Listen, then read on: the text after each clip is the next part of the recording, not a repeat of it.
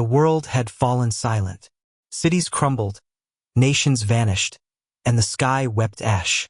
From the shadows of forgotten graves, the dead rose, not as mindless corpses, but as an army of vengeance. Driven by a hunger older than time, the undead marched with one goal: total domination. The living had no champions left, or so they believed.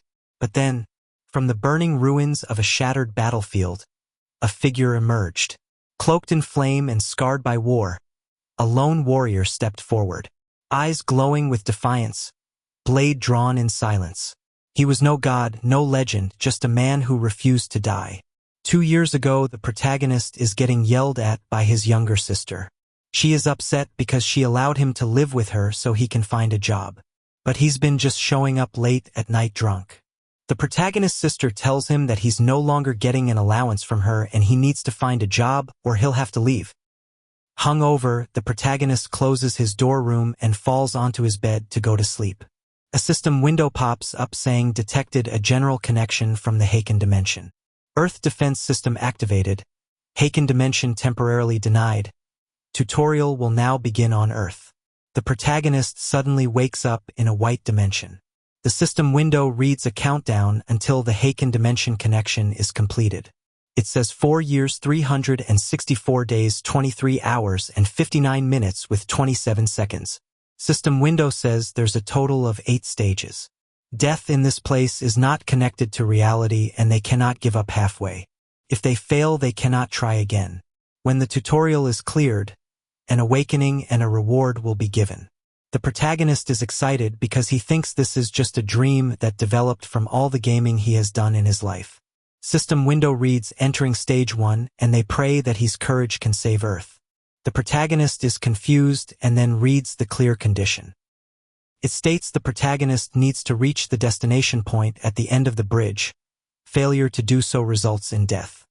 Then suddenly the protagonist and other contestants are placed on a bridge with hot burning lava beneath them. The protagonist and others look confused and are unsure what's going on. Then the protagonist sees his sister and says this feels realistic to be a dream, but he insists it's a dream. The ground trembles and then the protagonist tells his sister that he's going to cross to reach the end of the bridge. The sister asks if he's scared and he says no because everyone is an NPC. Then suddenly a person falls right in front of them and burns alive in the lava. The protagonist and his sister is at a loss of words. Then the protagonist gets shaken up by what he saw and believes it's too real to be a dream. The sister sighs and starts crawling across her bridge. As they are crawling, the sister asks the protagonist what do he think happened to them. His response is saying it's just a real bad nightmare. The sister tells him something happened and feels like if they die there, then they'll die in real life. The protagonist starts to cry and shake. System window pops up and says the difficulty has increased. The bridge behind them starts to collapse. They both stand up and start running across their bridges.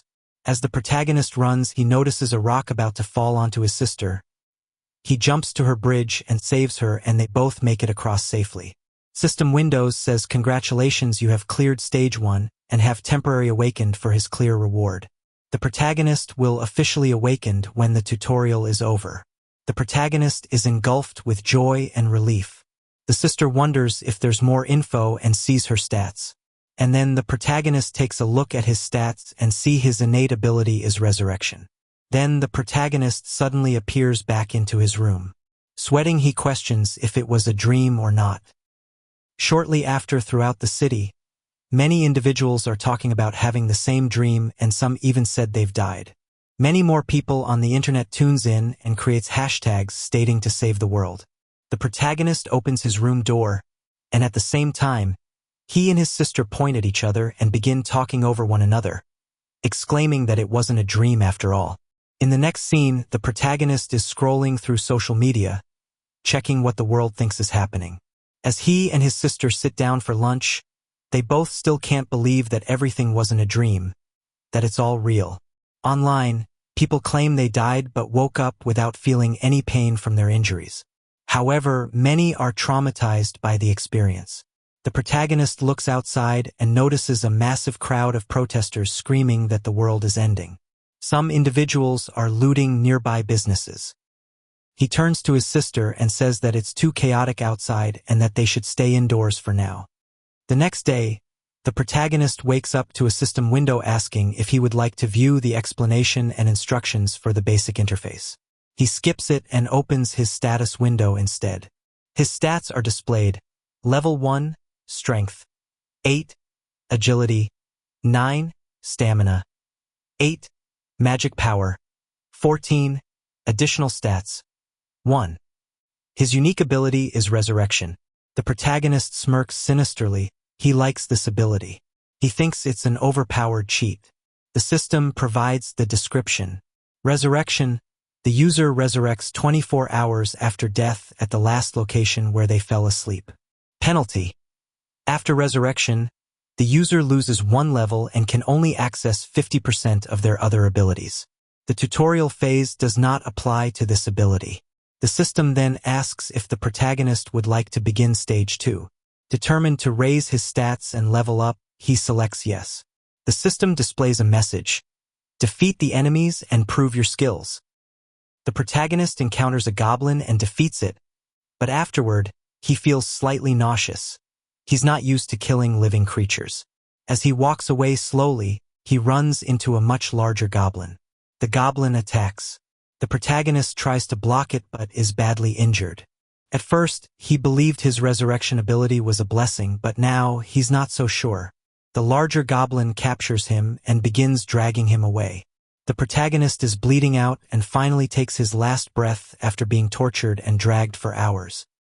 His sister is abruptly woken up by the sound of his screams. She rushes to his room and finds him in the middle of a mental breakdown. The protagonist explains that the goblins tortured him by ripping off his fingernails, crushing them, and then pulling out each of his teeth. As he begins to say more, his sister cuts him off, saying she doesn't want to hear any more. She informs him that he can go to the hospital, but it's currently overcrowded, especially the psychiatric department. The protagonist insists that his situation is different from everyone else's. His sister responds, "Once you die, the tutorial is over."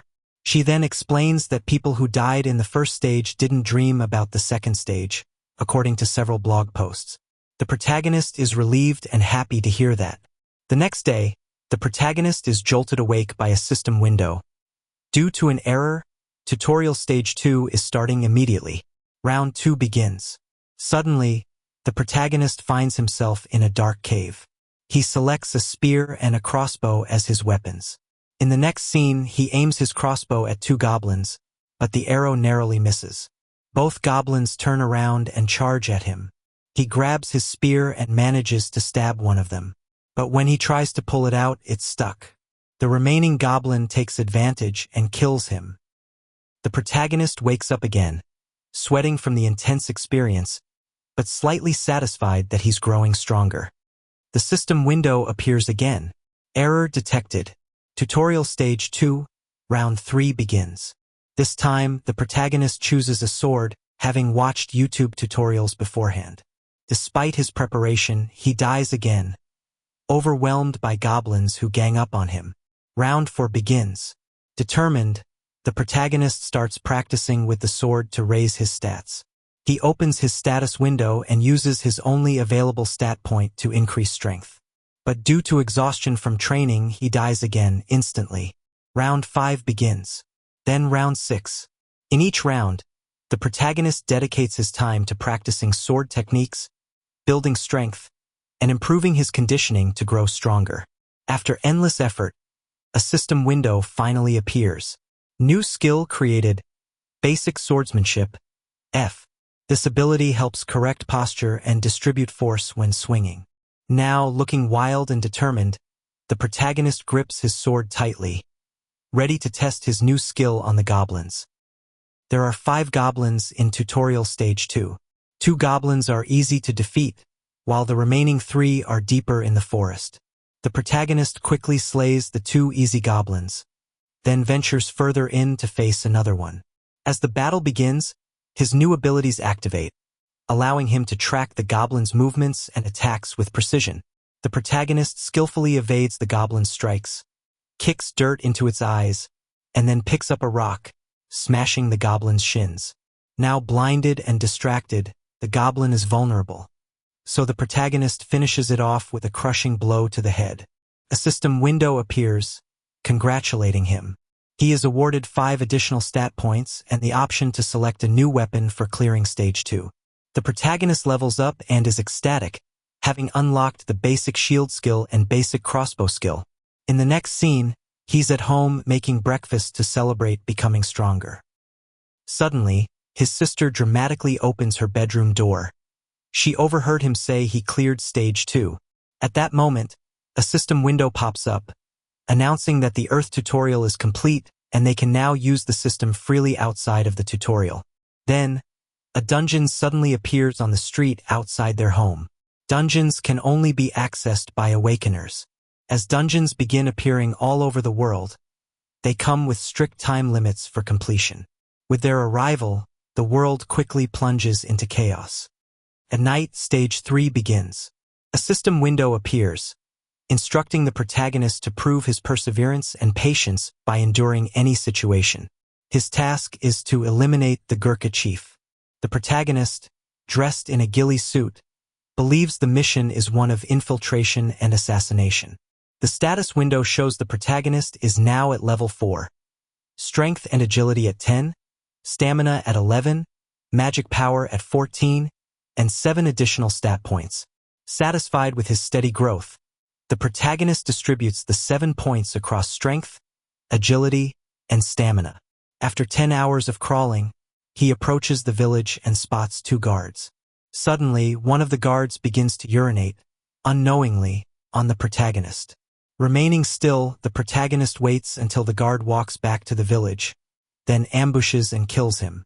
The protagonist shouts the chief's name into the village.